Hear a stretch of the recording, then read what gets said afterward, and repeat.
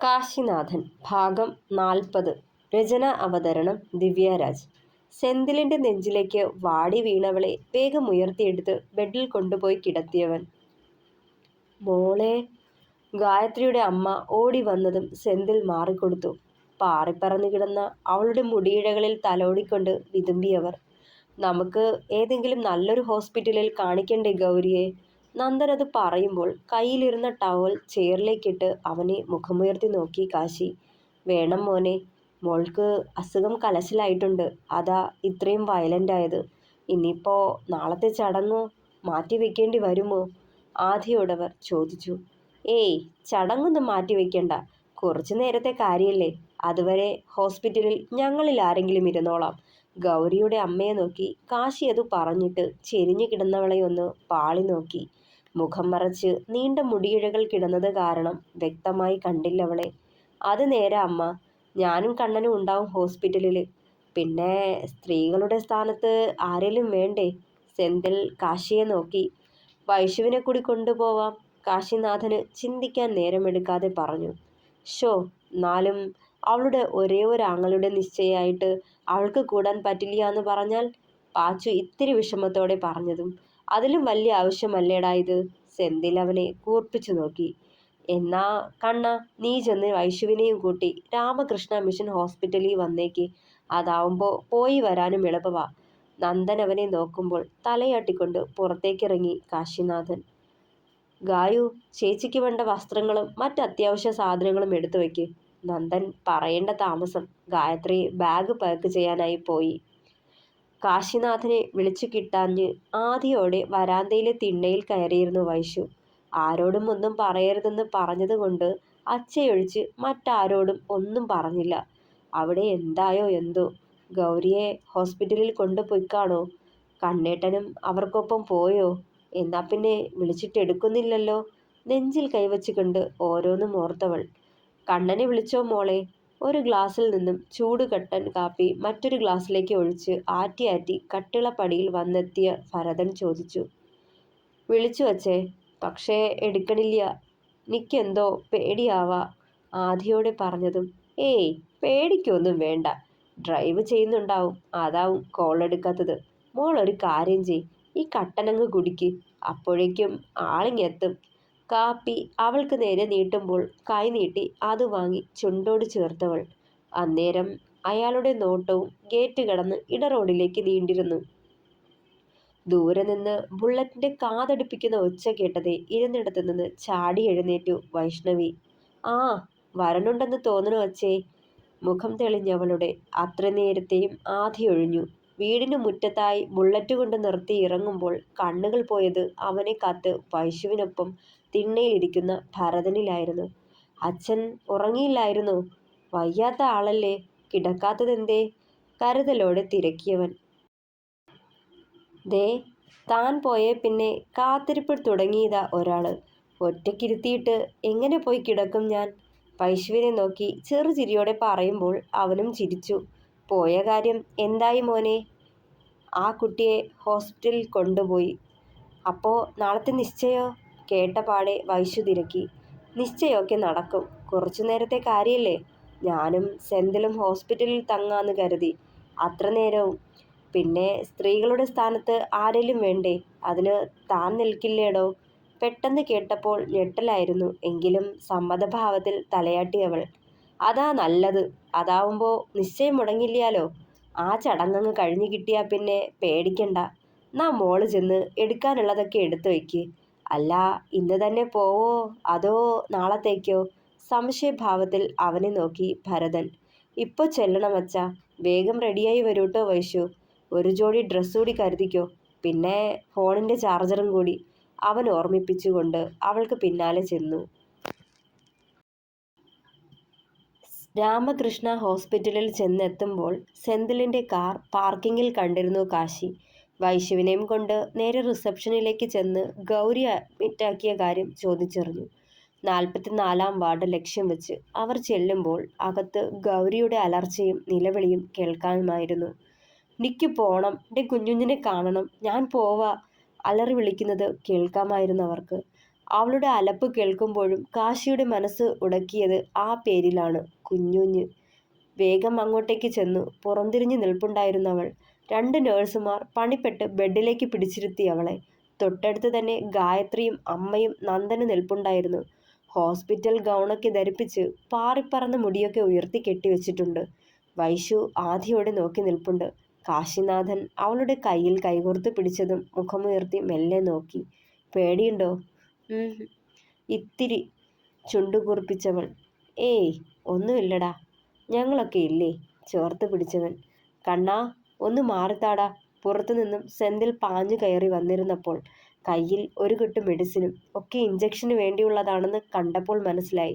ഈ സമയത്താണ് മറ്റുള്ളവരും വൈശുവും കാശിയും വന്നത് ശ്രദ്ധിച്ചത് പോലും.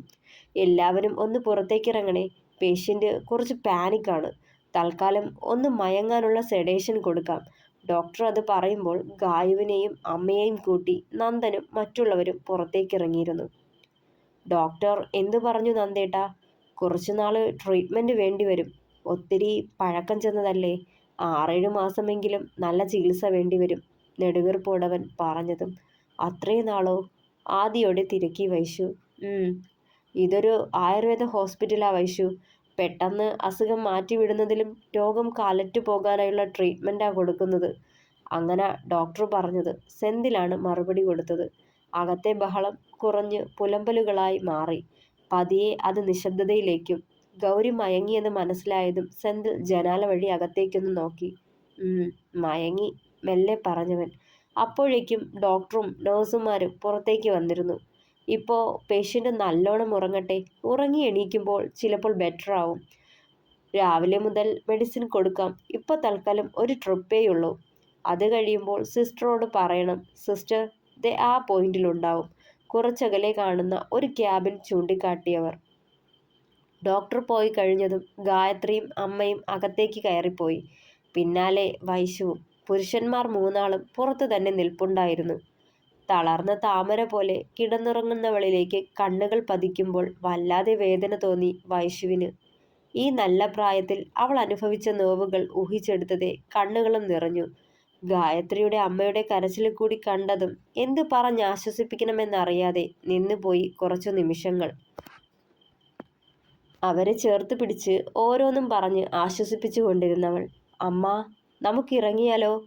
ഇന്ന് ഇവരൊക്കെ ഇവിടെ ഉണ്ടാവും. നാളത്തെ ചടങ്ങുകളൊക്കെ കഴിഞ്ഞ ഉടനെ നമുക്കിവിടേക്ക് വരാം. 11 മണിയോളമായതും നന്ദൻ റൂമിലേക്ക് കയറി വന്നു. പോവാം മോനെ. തിടുക്കത്തിൽ എണീറ്റുകൊണ്ട് ഗൗരിയെ ഒന്ന് നോക്കി. കരച്ചിലടക്കി പിടിച്ചുകൊണ്ട് അവളുടെ നെറുകിൽ ചുംബിച്ചു. മോളെ, പോവാട്ടോ. ബുദ്ധിമുട്ടിച്ചു ഇല്ലേ? കണ്ണീരൊപ്പിക്കൊണ്ട് വൈശുവിൻ്റെ കൈപിടിച്ചവർ. ഏയ്, എനിക്കൊരു ബുദ്ധിമുട്ടുമില്ല. എൻ്റെ അനിയത്തിയോ ചേച്ചിയോ ആണെന്ന് കരുതിക്കോളാം. അമ്മ സമാധാനമായിട്ട് പോയി വരൂട്ടോ. അവരെ ആശ്വസിപ്പിച്ചു. പോട്ടെ ചേച്ചി. ഗായത്രിയും അവളുടെ കയ്യിൽ കൈകോർത്ത് പിടിച്ചു. തലയാട്ടിയതും 2 നന്ദനൊപ്പം പുറത്തേക്ക് നടന്നു. ഡാ കണ്ണാ, എന്തേലും ഉണ്ടേൽ വിളിച്ചു പറഞ്ഞേക്കണേ. ഇറങ്ങാൻ നേരം കാശിനാഥൻ്റെ കവളിൽ തട്ടി നന്ദൻ. ആ നേരം ഒരു വലിയ കവറിൽ കുറേ സാധനങ്ങളുമായി പാച്ചൻ അവിടേക്ക് ഓടിക്കയറി വന്നിരുന്നു. ആ, നീ ഇതെവിടായിരുന്നടാ? നിന്റെ കാര്യം മറന്നുപോയി. ഇപ്പോൾ വന്നില്ലായിരുന്നേലേ നിന്നെ കൂട്ടാണ്ട് പോയേനല്ലോ ഞങ്ങൾ. നന്ദൻ അവൻ്റെ തോളിൽ തട്ടി. അമ്പടാ പുളുസു, എന്നെ കൂട്ടാണ്ട് പോവേ. നടന്നത് തന്നെ. ഞാൻ ബ്രെഡും റോബസ്റ്റ പഴവും പിന്നെ കുടിവെള്ളവുമൊക്കെ വാങ്ങാൻ പോയതാ. പറയുന്നതിനൊപ്പം ആ കിറ്റെടുത്ത് വൈശുവിനെ ഏൽപ്പിച്ചവൻ. ഡാ കണ്ണാ, തൽക്കാലം നീ ഇത് വെച്ച് അഡ്ജസ്റ്റ് ചെയ്തോ. കാലറി ഒന്നും നോക്കണ്ടെന്നേ. കണ്ണിറുക്കി പറഞ്ഞതും. ഓ പിന്നെ, അവൻ്റെ ബ്രെഡും പഴവും തിന്നല്ലേ ഇവൻ കാലറി വെക്കുന്നേ. ഒഞ്ഞു പോടാപ്പാ. സെന്തിൽ അവനെ കളിയാക്കി. നീ പോടാ തടിയാ. നിനക്കുള്ളത് പിന്നെ തന്നോളാം ഞാൻ. മുഖം കോട്ടിയതും. ഓ പിന്നെ, ഉച്ചിച്ചുകൊണ്ട് ചുണ്ടു കോടിച്ചവൻ. നേരത്തെ കിട്ടിയതൊക്കെ ഓർത്തോ നീ? പറഞ്ഞിട്ട് ഒരു ഇളിയോടെ നന്ദനൊപ്പം മുന്നോട്ട് നടന്നു പാച്ചൻ ചങ്കരൻ ചെറുചിരിയോടെ പിറുപിറുത്തു സെന്തിൽ. അകത്തുനിന്ന് ചെറിയൊരു അനക്കമോ മൂളലോ കേട്ടതും ആദിയോടെ 3 പേരും കൂടി ഓടി മുറിക്കുള്ളിൽ കയറി. ശാന്തമായി ഉറങ്ങുന്ന ഗൗരിയെ കണ്ടതും വൈശുവും സെന്തിലും ആശ്വാസത്തോടെ നെഞ്ചിൽ കൈവച്ചു. അതേസമയം ഗൗരിയെ കണ്ട് നടുങ്ങി നിൽപ്പുണ്ടായിരുന്നു കാശിനാഥൻ. ഓ, പേടിച്ചു. നല്ല ഉറക്കവാ. ഇപ്പോൾ ഒന്നും ഉണരത്തില്ല. നമുക്ക് പുറത്തിരിക്കാം. നിങ്ങൾ വാ. സെന്തിൽ അത് പറഞ്ഞുകൊണ്ട് കാശിയെ നോക്കുമ്പോൾ അവൻ്റെ മുഖത്തെ നടുക്കം കണ്ട് നെറ്റി ചുളിച്ചു. കണ്ണാ, എന്താടാ? അവൻ്റെ തോളിൽ തട്ടിയതും. ഇത് ഗൗരി ഗൗരി വിശ്വനാഥനല്ലേ? നേർത്ത നാദത്തോടെ ചോദിച്ചവൻ. കണ്ടേട്ടനെ അറിയോ ഈ ഗൗരിയെ? അമ്പരപ്പോടെ ചോദിച്ചു വൈശു. അറിയാം, എനിക്കറിയാം ഇവളെ. സിയാൻ്റെ ക്ലാസ്മേറ്റായിരുന്നു. അവന് അവൻ ഇവളെ ഒത്തിരി ഇഷ്ടമായിരുന്നു.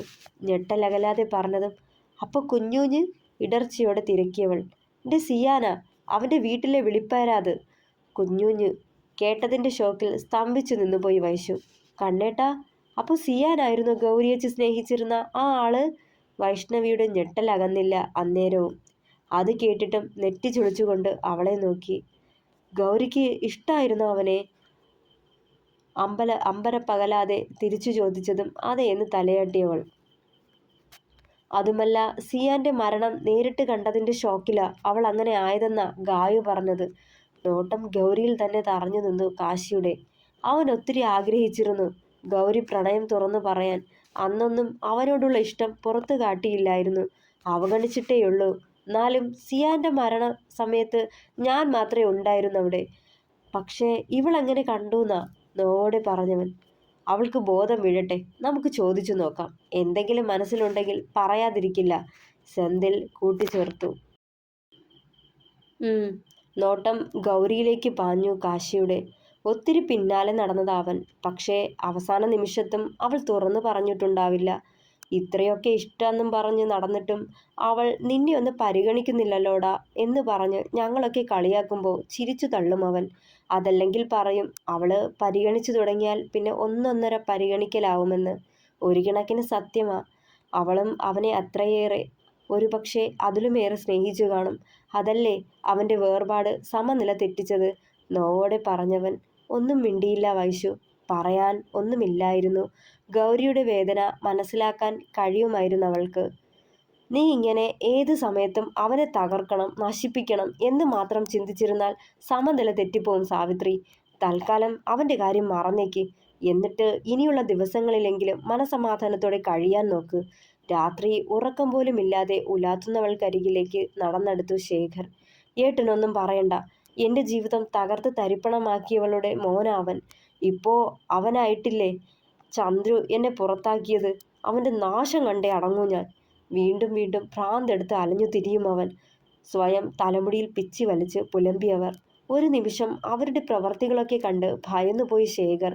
ഇതേ അവസ്ഥ തുടരുകയാണെങ്കിൽ അധികം വൈകാതെ അവർ മുഴുഭ്രാന്തിലേക്ക് മാറിപ്പോവുമെന്ന ചിന്ത അയാളിൽ നടുക്കം സൃഷ്ടിച്ചു.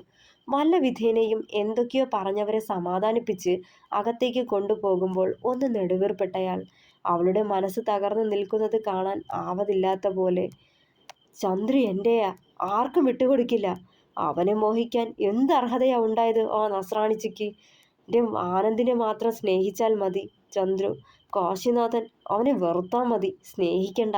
വീണ്ടും വീണ്ടും പുലമ്പി പറഞ്ഞവർ. ഗൗരി കിടന്ന കട്ടിലിനരികിലായി ഒരു ടേബിളിനു മുകളിൽ തലവെച്ച് ചെയറിൽ ഇരുന്നുറങ്ങുകയായിരുന്നു വൈശു.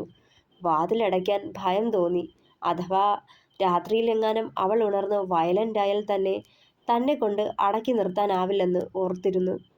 കാശിയും സെന്തിലും പുറത്തെ ചെയറുകളിൽ നീണ്ടു നിവർന്ന് കിടപ്പുണ്ട്. ഫോണും കാശും മോതിരങ്ങളുമെല്ലാം വൈശുവിനെ ഏൽപ്പിച്ചിട്ടാണ് പുറത്ത് കിടന്നത്. ഹോസ്പിറ്റലിലെ കൂട്ടിരിപ്പുകാരുടെ കീശ കീറാൻ നടക്കുന്ന കള്ളന്മാരെക്കുറിച്ച് നല്ല ബോധമുണ്ടായിരുന്നു അവർക്ക്. അർദ്ധരാത്രി കഴിഞ്ഞതും ചെറിയ ഞരക്കം കേട്ട് വൈശു ചാടിപ്പിടഞ്ഞെഴുന്നേറ്റു. നോക്കുമ്പോൾ ബെഡിൽ എഴുന്നേറ്റിരിപ്പുണ്ട് ഗൗരി. വൈശുവിനെ തന്നെ നോക്കി പിടിക്കുന്നുണ്ടവൾ.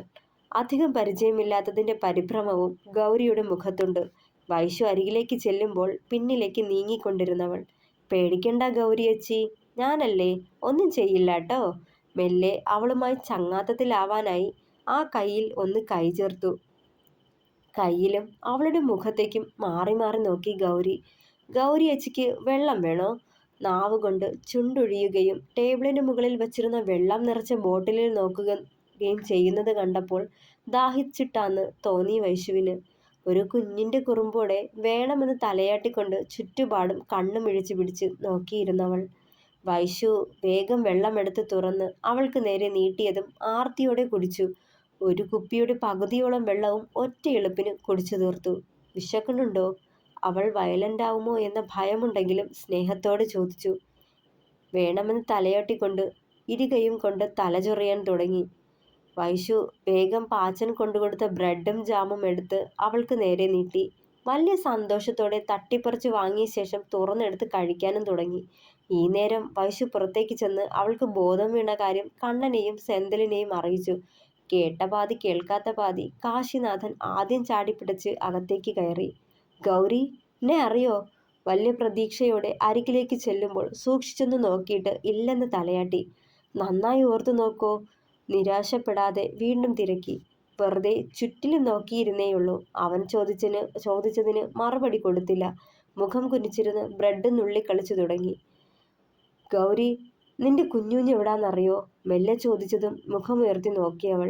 അറിയാമെന്നുള്ള പോലെ തലയാട്ടി. അതറിഞ്ഞൊരു പ്രതീക്ഷ അവനിലും മുട്ടിട്ടു. ഗൗരി, സിയാൻ എന്താ പറ്റിയേ? എവിടാ അവൻ? അവൻ്റെ പേര് കേൾക്കുമ്പോഴെല്ലാം മുഖം മാറുമെന്ന് പ്രതീക്ഷിച്ചു. ഉണ്ടായില്ല. ഗൗരി, സിയാൻ എവിടെ പോയി? ഒന്ന് ഓർത്തു നോക്ക്. വീണ്ടും നിർബന്ധിച്ചതും കുഞ്ഞുഞ്ഞ്, എൻ്റെ കുഞ്ഞുഞ്ഞ് കാണണം എനിക്ക്. ദയനീയമായി ഏങ്ങിയവൾ. പറയ് ഗൗരി, കുഞ്ഞുഞ്ഞ് എവിടാന്ന് പറയ്. കൊണ്ടുവരാൻ ഞാൻ, നോവടങ്ങാതെ പറഞ്ഞവൻ. നീ കള്ളം പറയാ. കൊണ്ടുവരില്ല. എല്ലാരും കള്ളം പറഞ്ഞതാ. എൻ്റെ കുഞ്ഞുഞ്ഞ് ഒളിച്ചിരിക്കുക. വരില്ല. കൊണ്ടുവരാന്ന് നീ കള്ളം പറയണതാ. എനിക്കത് അറിയാം. ചുണ്ടു കൂർപ്പിച്ച് കുട്ടിയെപ്പോലെ വിതുമ്പുന്നത് കണ്ട് പരസ്പരം മുഖത്തോട് മുഖം നോക്കി വൈശുവും കാശിയും. കാശിയുടെ മനസ്സ് സിയാന്റെ ഓർമ്മയിൽ നീറിപ്പോയി ആ നിമിഷങ്ങളിലെല്ലാം. ആ, ദേ എൻ്റെ കുഞ്ഞുഞ്ഞു വന്നല്ലോ. വാതിൽക്കൽ നോക്കി ഗൗരി അത് പറയുമ്പോൾ അമ്പരപ്പോടെ കാശി അവിടേക്ക് നോക്കി.